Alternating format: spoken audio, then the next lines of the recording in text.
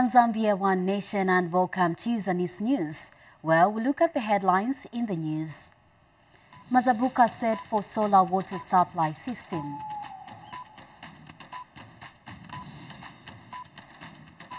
Luansha copper mine launches second pump at 28th shaft. Over 17,000 Mungwi households on social protection program. And coming up in sports, Zambia under-17 beats Uganda in World Cup qualifier. Now with the news in detail, my name is Margaret Kangwa and my sign language interpreter is Neham Mumbi.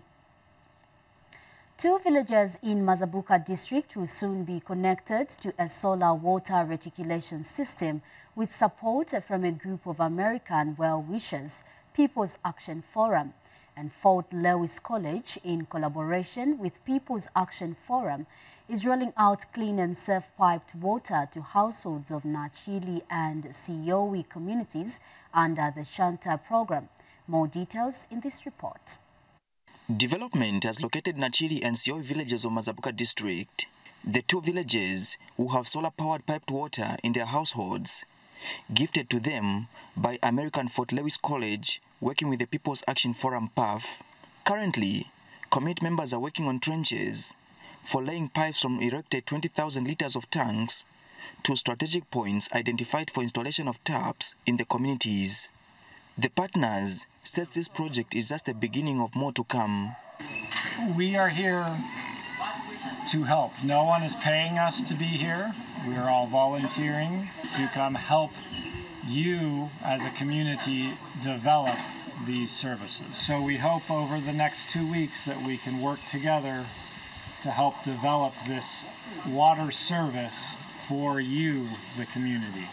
That projects will continue to come and all households will get water in the coming years. The community is grateful for this development. People's Action Forum and government intend to cement their partnership of developing communities. We are here to work for 2 weeks, and what we want, the team, the partners are ready to get this work done in 2 weeks. And I'm challenging the women to ensure that they run with it and ensure that there's going to be no politics of pushing and shoving. What a blessing that we have our partners from America bring us water to our doorsteps. Instead of traveling maybe 10 kilometers, 5 kilometers with your 20-liter container on your head. Those days should be long gone under the current administration. Women are geared for this project.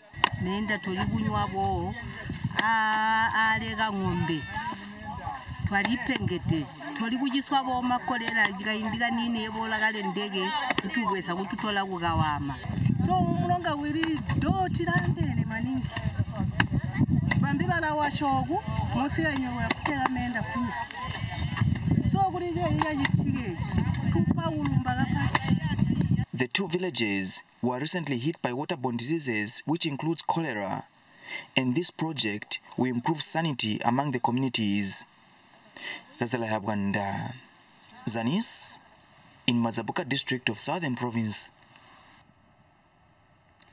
Well, and the Eastern Water and Sanitation Company has assured residents that the company will expedite the process of providing water to Lumezi's Central Business District, following concerns from residents over delays to finalize the project. And company district manager Yotam Nyerongo has attributed the delay in the water reticulation project to the procurement process. Details in this report. The fact that water is synonymous to life and essential in supporting countless human activities, the United Party for National Development Administration placed water and sanitation among priorities by directing that part of the Constituency Development Fund CDF can be utilized to improve water and sanitation access. True to that, Lumezi District in Chamtoa Ward prioritized the water project under the 2022-2023 CDF to complement Eastern Water and Sanitation Company achieve its mandate of providing water and sanitation services in rural areas to avert the suffering of the people who are compelled to consume water from unsafe shallow wells in some parts of Lumezi. The people are concerned with the slow pace at which Eastern Water Supply and Sanitation Company is working. Muchihanya maji yo mara tukanea kukaringondi soba Eastern Water kutuwaka maji tikenge but it's not chomeni. A year ago, but up to now there's nothing which has been done.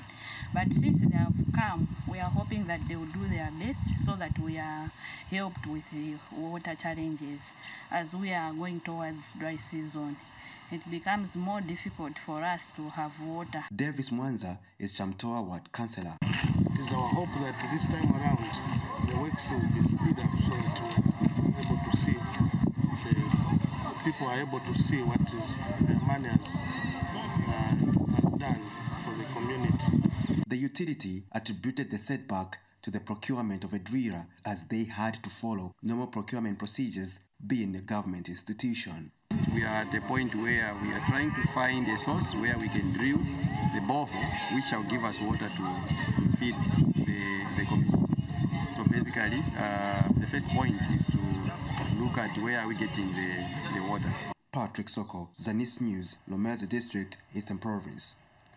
Well, in other news, the Parliamentary Committee on Health has visited Namwala District to appreciate the challenges and successes of the devolved health services in the district.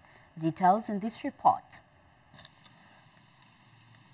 The Parliamentary Committee on Health, Community Development and Social Services conducted a parliamentary oversight visit in Namwala to check on how the decentralization of the health services is progressing in Namwala District in the first phase of the devolution of health services to the local authority.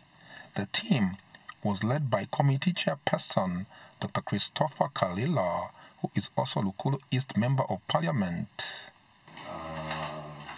We are here basically to look at or check how the local authority and also our colleagues from the district health office, how they have embraced the devolution of health services to the local authorities. So just to know whether they have understood the policy measure, have they, maybe it starts from whether they are ahead of it and they have embraced it, what difficulties they are having currently, if any, and also just to share some of our thoughts around this devolution. And that's it. The Parliamentary Health Committee heard how the decentralization of health services is progressing in the district by the District Health Director and the Council Secretary. A sector grant account for devolved departments was opened this year. The purpose of this account is to facilitate the devolved functions. So all the GRZ funding for Department of Health will be deposited in that account. So this hasn't started happening yet. All our grants for this year has been coming through our usual RTC account. So far, all the transactions or requests for funds have been approved by the Council Secretary, who also chairs our Finance Committee. Working in Namwala, there is no element of whatsoever. We have emphasized the fact that this is a serious government policy, and the benefits are vivid. So people are not resisting. But maybe they are serious. The team also visited the Namwala District Hospital, while Linda Piri reporting in Namwala District of Southern Province. Thank you for that report. And meanwhile, the Parliamentary Committee on Local Government has expressed happiness with the rate at which the Constituents Development Fund projects are being executed in Kitwe. Committee Chairperson Newton Samakai has, however, expressed concern at the poor quality of some projects. Mr. Samakai was speaking when the committee received submissions from the members of the public on the performance of CDF in Kitwe. More in this report. Constituents Development Fund, CDF, has become a household phrase as it continues to change lives across the country. The fund, which has been sharply increased by the New Dawn government to 30.6 million kwacha, entails more work to councils as administrators of the fund. The Parliamentary Committee on Local Government was at Kitwe City Council to get public submissions on the performance of the fund in the district. Committee Chairperson Newton Samakai highlights the team's impression. Our mission is really to try and get the feel of what is going on the impression that the people have on the implementation of the constituency development fund. This is a tradition. What we do as members of parliament is to try and assess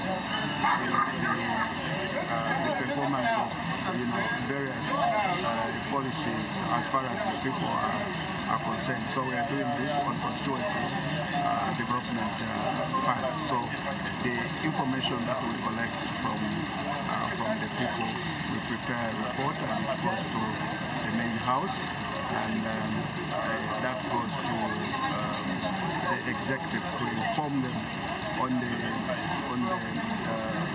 things, areas that require to be worked upon in order to smoothen the process so that the policy will be implemented without hiccups.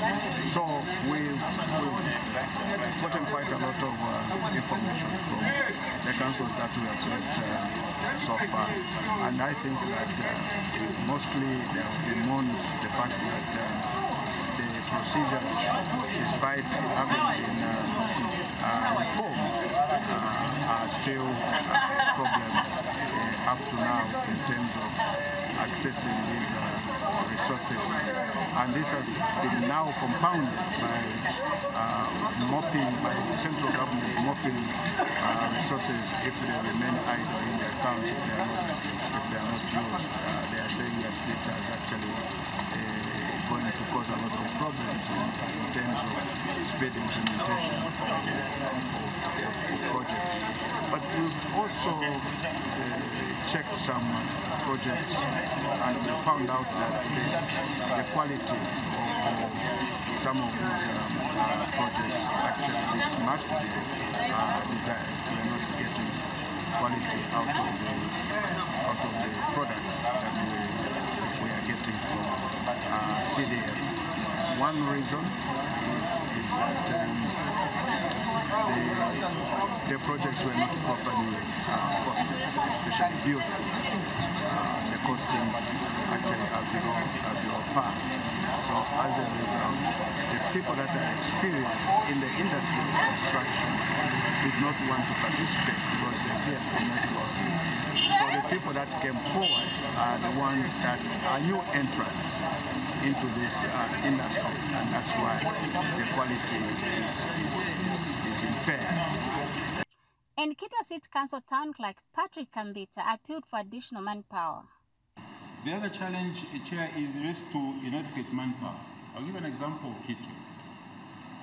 We have 5 constituencies, but until just last week, we only had 2 quantity surveyors. That is far below expectation. We want to see a situation where we have a quantity surveyor, at least 1 per constituency, and perhaps even 2 others, because they don't only deal with the CDF projects, but the various mandates that are given to them under the department. I must place on record our appreciation to the Local Government Services Commission that we have begun to see a response in terms of equipping this very, very critical department. Also in the area of civil engineers, these who actually undertake project management as project managers. They are also responsible for various duties under the department. So to supervise over 40 projects, one particular project manager is extremely a big, daunting task. So in the end, we discover that they don't visit certain projects because they are overwhelmed. Members of the public, contractors, and civic leaders made their submissions. We as contractors, we always want to go onto markets and see how much the material is costing and quote against what they want to procure. So you find that when we bid, the procurement committee who give the lowest bidder. Then they want you, the lowest bidder, to do quality works without compromise. I see to it that the purpose of CDF will be defeated if we are not following what they say, engineers' estimates.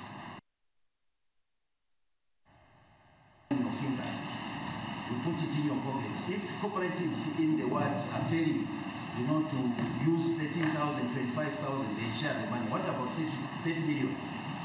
Can we manage in the ward? If you wish in a constituent to use that money, we can't, because we don't have the capacity.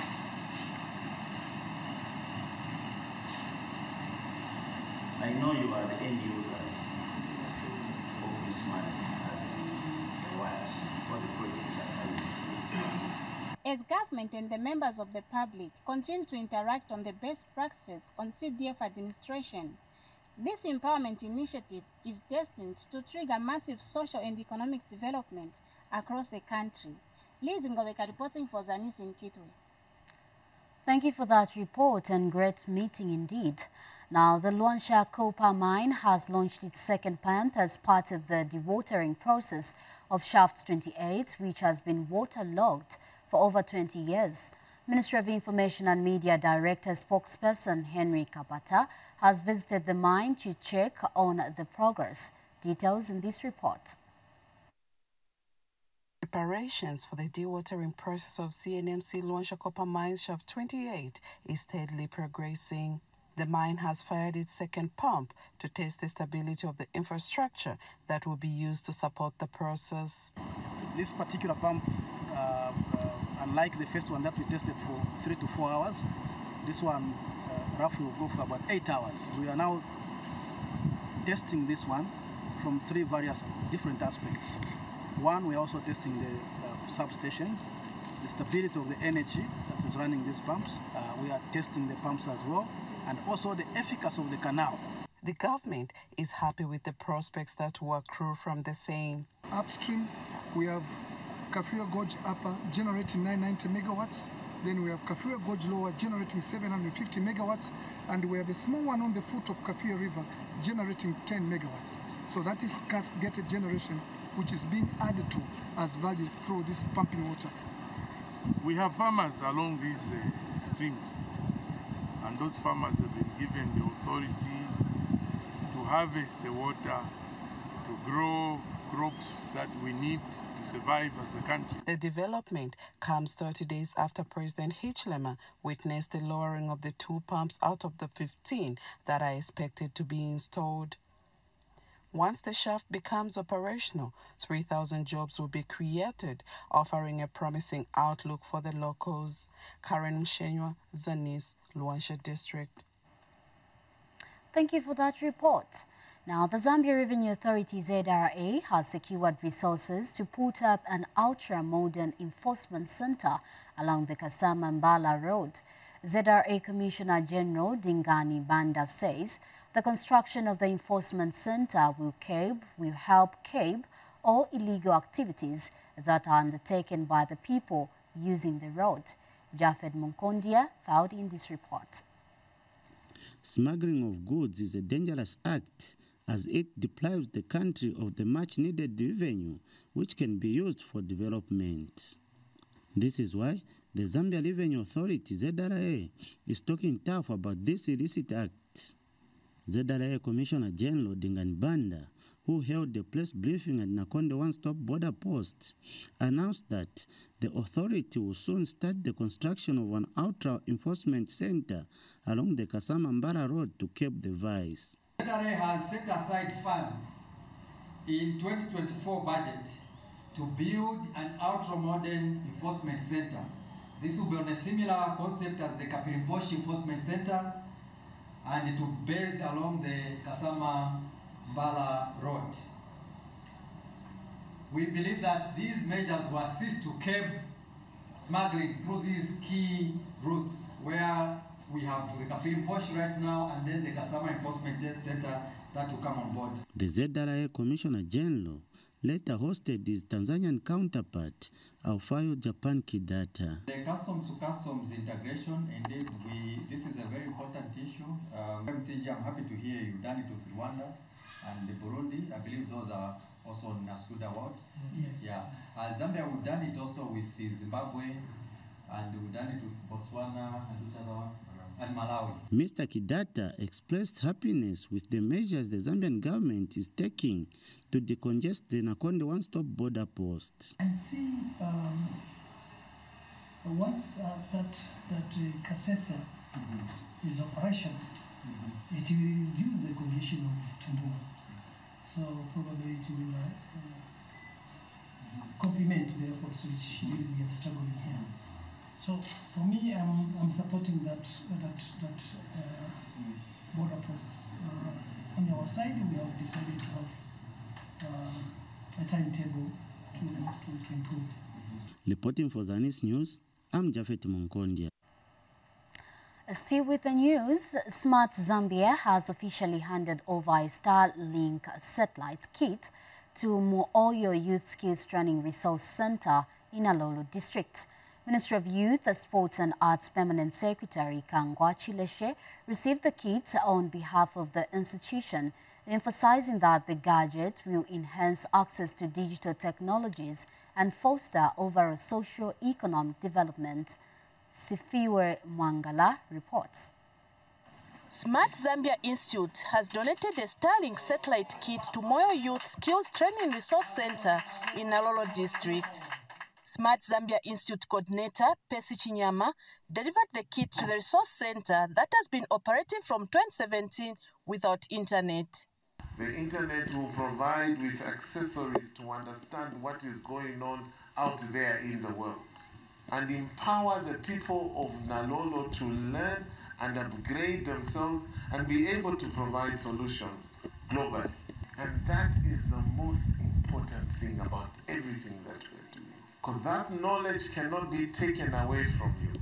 So the government in its policy to ensure that we take internet across to these areas, the most remote areas of Zambia, is that the equity that the president talks about, that citizens must be almost at the equal footing in terms of being able to sustain their lives and even to grow with their own economic lives. So today, going forward, Nalolo will now have access on information on agriculture, fish farming. And Minister of Youth, Sport and Arts Permanent Secretary Kangwa Chileshe, who received the kit on behalf of the Resource Center, said the kit will enhance access to digital technology and foster development. Our government is steadfastly committed to the Sustainable Development Goal on digital acceleration. This commitment underscores transformative potential of digital technology in advancing our societal and economic objectives. And Western Province Permanent Secretary Smomo Akapelwa said the internet connectivity is a game changer for the district. The occasion we are witnessing today is a game changer for the province, but for the people of Nalolo in particular. For our youth, they will now be able to count themselves among the elites of digital knowledge, because they will now be able to train and have hands-on computer experience. Sifiwe Mwangala, Zanis in Alolo District, Western Province. We now take a break. I'll be back for more news. Stay tuned. Zambia Today is a program that keeps you informed on various government policies and programs. Join us every Tuesday at 18 hours on Zanis TV, Topstar Platform, Channel 6 DTT, and 458 DTH. Don't miss.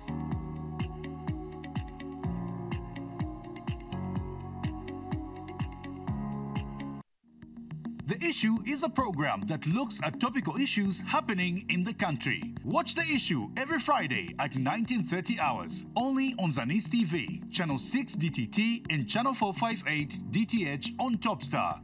Don't miss.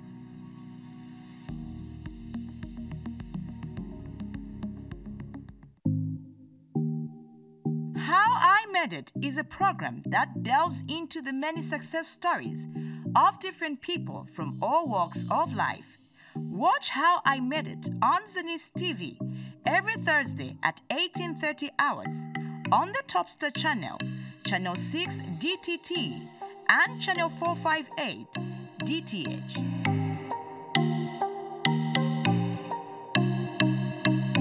Welcome back. We continue with the news. Milombwe area in Serenja district has thanked government for constructing a decent house for him. Samuel Kaima has urged government to continue with social protection programs which are changing the livelihoods of people. And Ministry of Community Development is piloting the construction of 12 houses for the vulnerable and physically challenged people under the social protection scheme in Serenja district. Daniel Billy brings us more in this report. 88-year-old Samuel Kaima of Milombwe area in Serenja district remembers the morning from 2024 January like it was yesterday. Bana mayo baria balesa mukuchekinga nokulaka mbatike pepa pamwisha basangire muri impande shitwo yali lepuka kufika panshire alepuka filiru musi nomba bale batika mipa yengande amdala ne wazomba nchitesha. His daughter Beatrice is full of praise to God and President Hakainde Hichilema for helping her father to have decent shelter again. Totera kuri mwe buteko. Nde totera sana mwandini kupichira muri resa. Bakubika ko inshira mwalete ko afuirisha ko batata. Bali ino nshita mwandini nganika tu shift wa chite. Kuba fyashi. Kaifwe bana kashifwe tapalifu ngachite. Bantu ngande fa yali afya ni mutenge. So finso onta fira fyonse faita shani. Fyali kuchita shani fyali pona mukati. So baisa sende fimu tabe ne bayikoserisha batema. Babikamo nomba utachale yafa kwati batingire mofi kanshi mfulanga yaisa au wali buchushi. Thankfully, government through the Department of Community Development and Social Services has constructed this house for Mr. Kaima.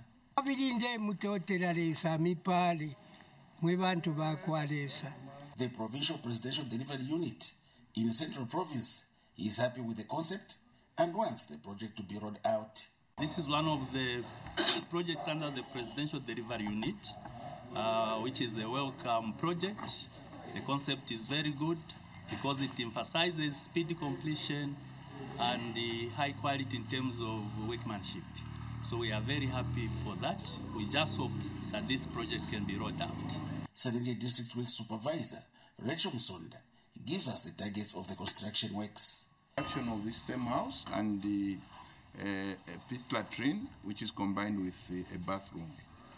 And so far, the percentage of completion is about 95%. Daniel Billy for Zanis News in Serenja District, Central Province. Now, in a related development, over 17,000 households are benefiting from the Social Cash Transfer Program in Mungwi District of Northern Province. Provincial Deputy Permanent Secretary Beauty Puri says government interventions have changed the lives of the people. Here is a report. An inspiring story of Agnes Sampa of Mutemba village in Mungwi district, who was deserted by her husband, leaving her with 4 children. Miss Sampa, however, improved her life after she joined the saving group through the Supporting Women's Livelihood program implemented by the Department of Community Development. She saved enough money and invested it in her education, where she acquired a diploma in public health nursing and is now volunteering at a health facility waiting for deployment. I started my business in 2018 and I took myself to college. I'm a registered public health nurse. Meanwhile, social cash transfer beneficiaries implemented by the Department of Social Welfare have invested the funds in decent housing units, shops and gardening, among other ventures.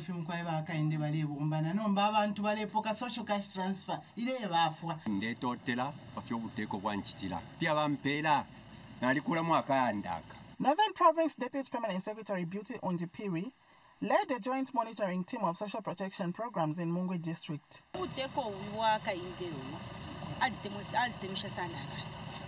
Tafaya abantu bakukuchita ukufana insalaini tamipele MPF tule muna batatana mkwata pakulala atwikala bunono latukwata kaya ndakasuma na ine mule sombola no mbaline chile moneka tukuteko walitemwa abantu bawo.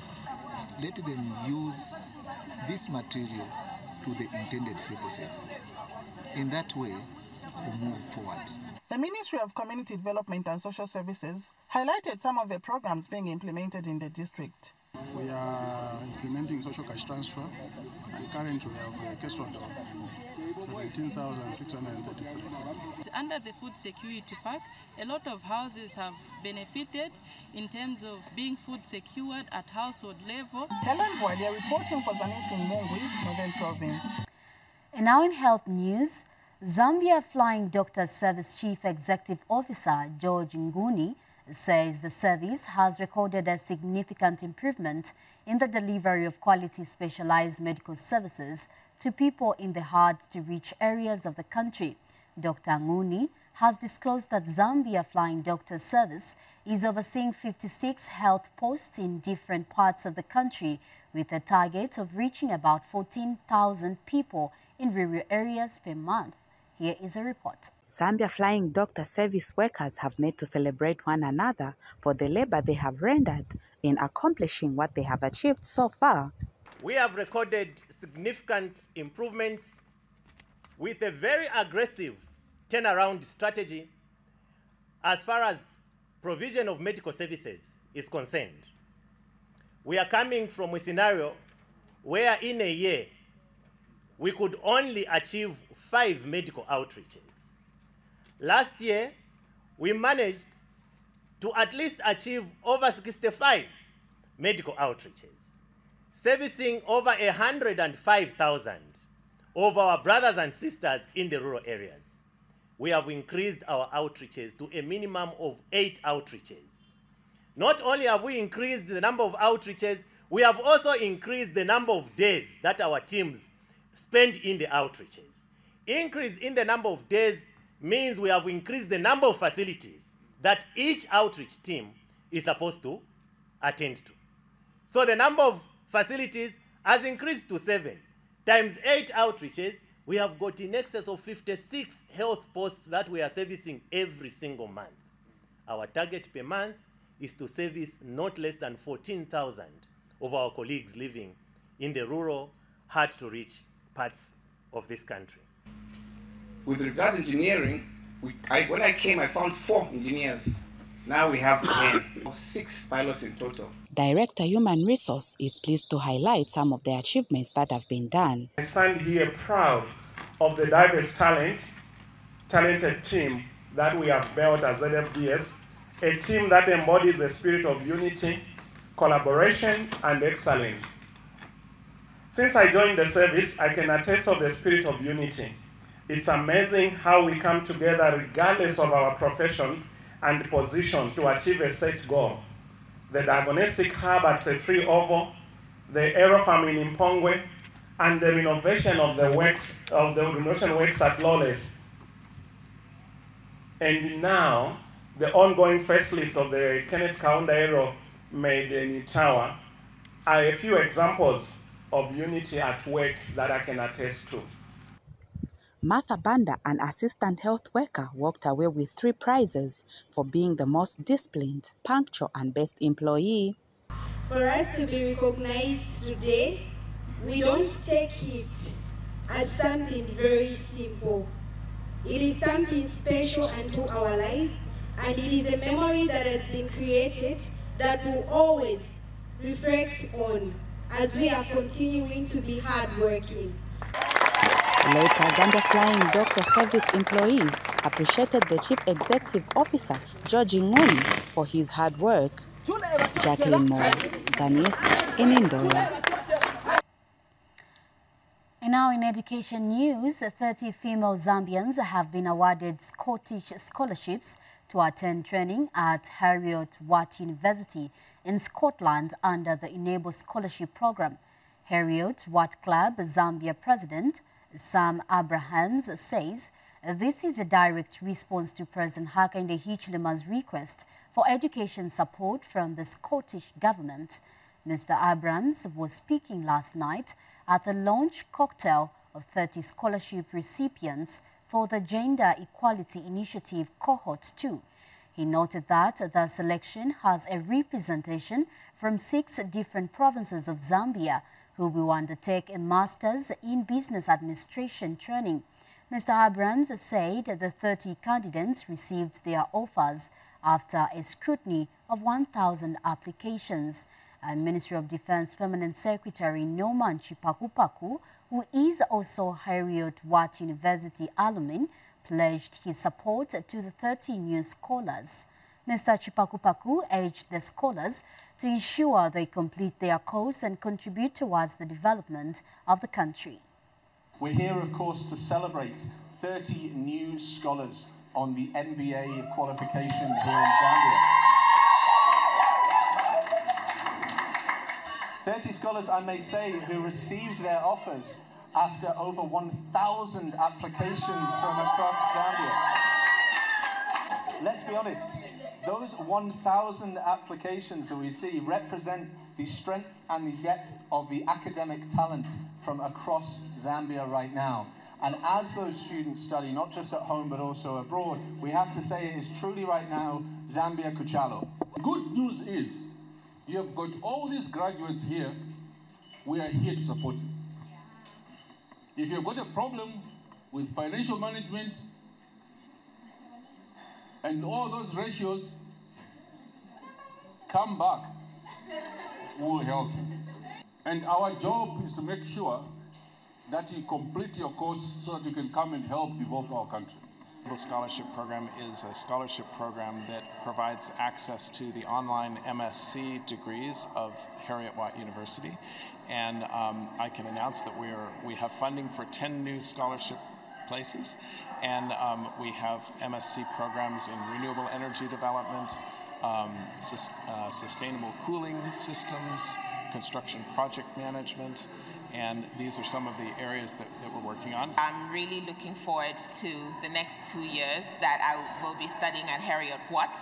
I will be pursuing a Master of Business Administration. Red Arrows Football Club are in the 2024 ABSA Cup champions after beating Kawe Warriors 2-1, marking their second ABSA title in the club's history.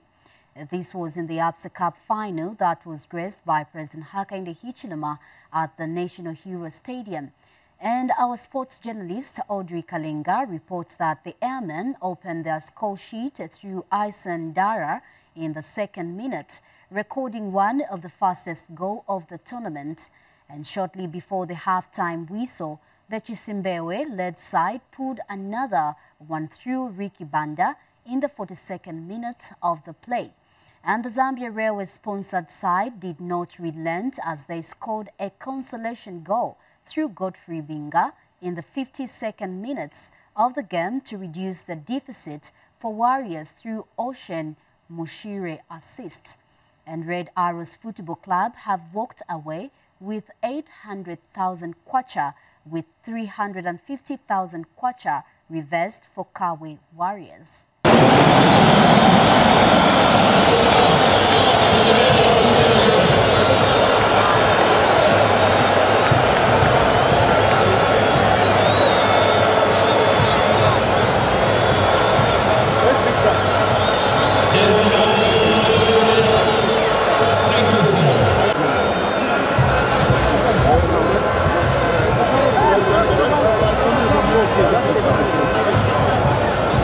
Thank you.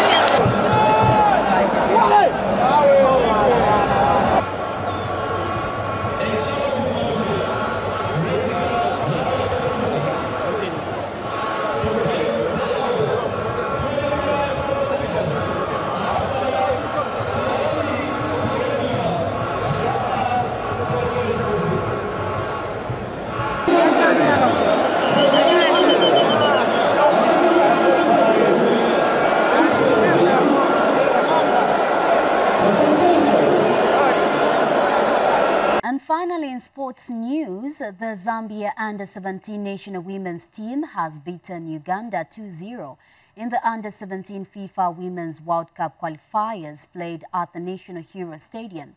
An early goal from striker Namute Chileshe in the second minute of the play saw the Copper Princesses claim an early lead which they held on until half-time. And earlier, Uganda had threatened in the opening 20 minutes of the match, watched by a cheering crowd. And halftime ended 1-0 in favor of the home side despite Uganda making several attempts for a comeback. And Uganda managed to surge led pressure on the Zambians with a late consolation goal, which was ruled out for a foul in the second half of the play. And in the 70th minute, Ruth Mukoma doubled the lead from a well-measured pass by Blessing Zulu, setting the Copper Princesses on a comfortable victory against Uganda. Now that sports item brings us to the end of the news. Before I finish, we look at the headlines once again. Mazabuka set for solar water supply system.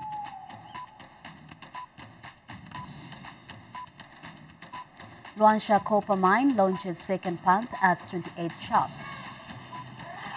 Over 17,000 Mungwi households on social protection program. And Zambia Under-17 beats Uganda in World Cup qualifier. That is all we had for you, and on behalf of the entire production crew here at Zanis, thank you so much for being with us. It has been Margaret Kangwa, and my sign language interpreter has been Neham Mumbi. Stay glued.